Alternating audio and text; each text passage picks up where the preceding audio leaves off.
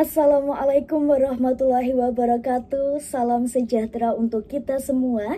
Halo, perkenalkan saya Alivia Nur Safitri, NIM 180 40 70 40 94, kelas hukum 2018B. Pada video kali ini saya akan memaparkan hasil review jurnal saya sebagai pemenuhan UAS Hukum Laut Internasional semester genap tahun 2020 yang berjudul Study of the Right of Foreign Ship Against State Sovereignty Case Study Indonesia.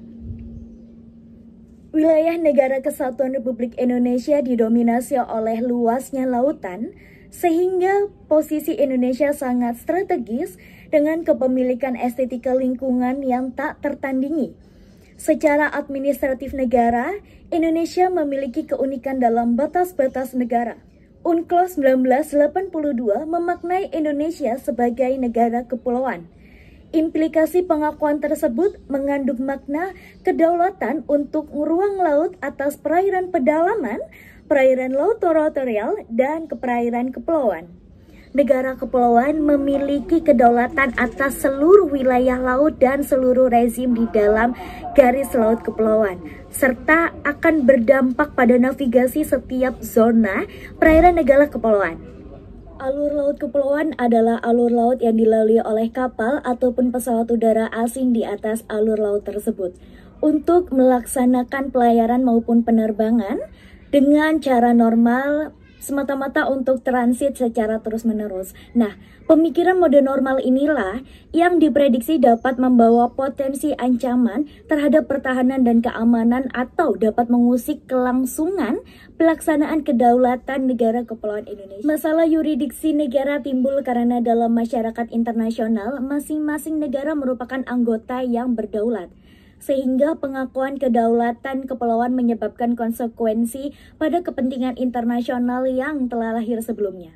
Sehingga hak lintas kapal asing terhadap kedaulatan negara kepulauan menjadi perintian dalam lalu lintas alur laut kepulauan yang telah dicoretkan oleh penulis dalam jurnal ini. UNCLOS 1982 membatasi kedaulatan negara di perairan kepulauannya dengan kewajiban-kewajiban untuk memberikan jaminan sebagaimana dalam pasal 52 ayat 1 dan pasal 53 ayat 2 yang menjelaskan mengenai hak dan kewajiban negara kepulauan dalam menghormati hak lintas damai dan hak lintas alur laut kepulauan bagi semua jenis kapal dan pesawat udara asing melalui perairan kepulauannya dan rute penerbangan di atas alur tersebut. Kewajiban-kewajiban di atas perlu diimbangi dengan pelbagai kewenangan negara kepulauan. Masyarakat internasional telah mengakui bahwa ada bagian laut yang karena keadaannya khusus disebut sebagai perairan kepulauan. Sehingga faktor keadaan tersebut yang mendukung harus diimbangi dengan pertahanan dan keamanan yang berkaitan dengan negara kepulauan. Hal tersebut menimbulkan konsekuensi hukum bagi negara kepulauan. Secara internal, negara kepulauan berkewajiban mengakomodir ketentuan UNCLOS 1982 dalam hukum nasionalnya agar hak dan kewajiban dapat dilakukan. Penulis mengangkat isu mengenai urgensi regulasi nasional terhadap implementasi UNCLOS 1982 atas kedaulatan negara kepulauan. Akan tetapi sangat disayangkan bahwa penulis tidak menyertakan secara spesifik dalam jurnalnya mengenai peraturan perundang-undangan Indonesia sebagai perbandingan komprehensif dengan UNCLOS 1982. Perihal kedaulatan negara kepulauan, Indonesia sendiri telah meratifikasi UNCLOS 1982 melalui terlahirnya peraturan perundang-undangan Indonesia yang mengatur mengenai batas kedaulatan negara kepulauan Indonesia, antara lain alur laut kepulauan Indonesia.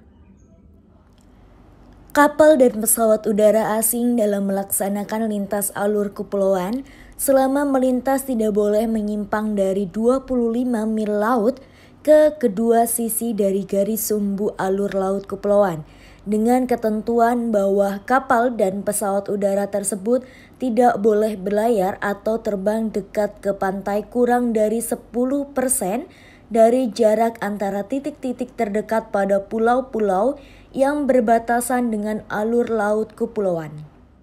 Akan tetapi, ketiadaan alur laut kepulauan dari timur ke barat, begitu pula sebaliknya, akan menimbulkan berbagai interpretasi dalam penerapannya.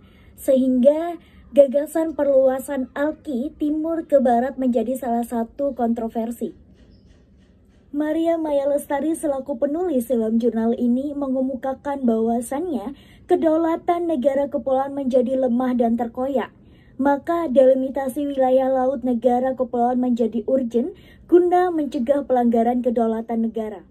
Lain sisi, UNCLOS 1982 telah diratifikasi oleh negara kepulauan Indonesia dalam bentuk peraturan perundang-undangan sebagaimana yang telah saya jelaskan sebelumnya. Dewasa ini, titik fokus dalam pencegahan pelanggaran kedaulatan negara kepulauan Indonesia adalah melalui cara harus mengimbangi dan meningkatkan penegakan pertahanan dan keamanan wilayah laut negara kepulauan Indonesia. Sekian, terima kasih. Itulah pemaparan review jurnal saya yang berjudul Study of the Right of Foreign Ship Against State Sovereignty Case Study Indonesia. Dengan begitu, saya ucapkan terima kasih.